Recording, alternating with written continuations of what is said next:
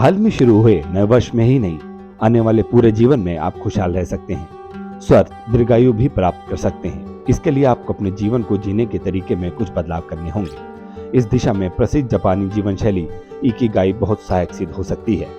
इस दुनिया में हम सभी स्वस्थ दीर्घायु और खुशहाल जीवन चाहते हैं। वास्तव में दोनों ही एक दूसरे से जुड़ी हुई हैं। सेहत वैज्ञानिकों के अनुसार जो लोग जिंदा दिल और खुशहाल होते हैं वो दीर्घायु भी होते हैं। लेकिन इनको हासिल करने के लिए आपकी मददगार हो सकती है जापानी जीवन शैली का अहम भाग इकिगाई।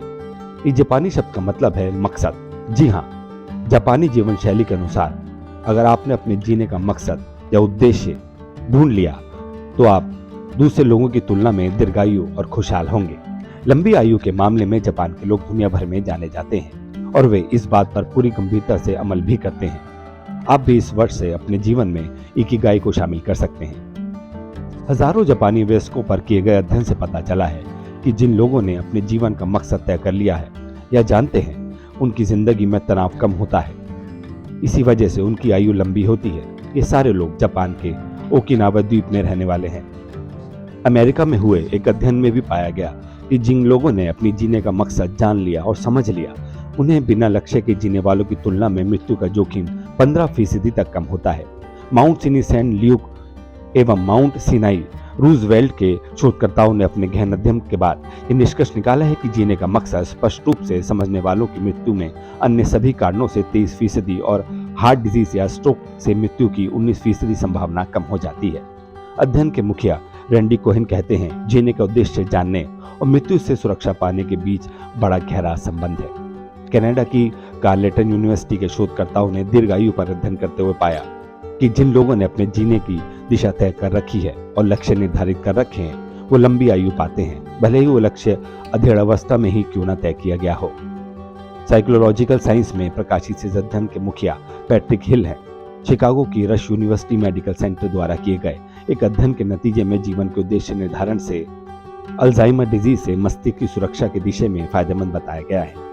प्लानिंग करने और आने वाले समय में हासिल करने के लिए तय किए गए लक्ष्य को हासिल करने की जद्दोजहद आपके दिमाग को व्यस्त रखती है, साथ ही आपके तन को एक्टिव और फिट रखती है। इससे आप चिंताओं में उलझकर मानसिक रूप से परेशान होने या आलस्य से वशीभूत होने से बच जाते हैं। ये दोनों ही बातें तन मन की सेहत के लिए नुकसानदायक हैं।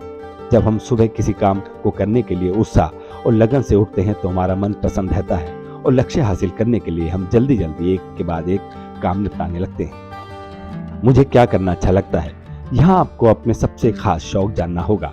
ये शौक एक या उससे अधिक भी हो सकते हैं। इन्हें आप कभी ना छोड़ें, बशर्ते ये अच्छे, सकारात्मक और रचनात्मक हो। हर अच्छा शौक आपको कोई ना कोई फायदा जरूर देगा, चाहे वो तन को दुरुस्त रखता हो या मन को सुकून देता हो। जैसे outdoor games, cricket, badminton, kabaddi आदि, indoor games, carrom, chess, ludo आदि। इसके अलावा बागवानी, फोटोग्राफी, ट्रैवलिंग जैसे हॉबीज। आप चाहे जितने व्यस्त रहें, लेकिन इन्हें पूरा करने के लिए डेली या वीकली अपना कुछ वक्त जरूर निकालें। आप किसी काम को अच्छी तरह कर सकते हैं और किस काम को करने में आपकी अधिक दिलचस्पी है, ये आपको जरूर मालूम होना चाहिए। अगर आप अपनी क्षमता, दिलचस्पी से संबंधित काम करेंगे तो आपको हर दिन कुछ ना कुछ जरूर हासिल होगा। इससे आपका उत्साह बना रहेगा। सबसे बड़ी बात है कि आप काम को कभी बोझ समझकर नहीं करेंगे, जिससे आपकी सफलता में चांसेस भी बढ़ेंगे। लोग मुझे क्या चाहते हैं?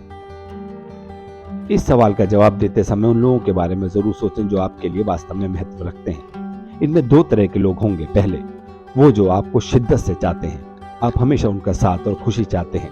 दूसरी तरह के लोग जिनसे आपको फाइनेंशियल फायदा होता है। इससे आपको अपने दैनिक कामों और क्रियाकलापों को तय करने की दिशा भी मिलेगी। उन्हें करने में मजा भी आएगा।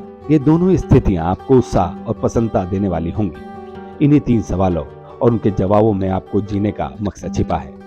ये भी हो सकते हैं लक्ष्य: अपने बच्चों को सही ढंग से पाल पोस कर बड़ा करना, डेली कोई अच्छी सी किताब पढ़ना, चाहे वो हेल्थ बुक हो, आध्यात्मिक पुस्तक हो या कहानियों की किताब हो, दिन भर काम करने के बाद शाम को पसंदीदा टीवी प्रोग्राम देखना या दोस्तों के साथ गपशप करना, किसी के प्रति आभार व्यक्त करना जो कल आपके काम आया था या आपकी मदद की थी, अपनी माँ, बहन, पत्नी, पति या किसी अन्य निकट संबंधी के लिए कुछ स्पेशल करना आपको उनके साथ खुशी बांटती है। आज के लिए इतने ही। ज्यादा खबरों के लिए देखते रहिए वी नेशन न्यूज।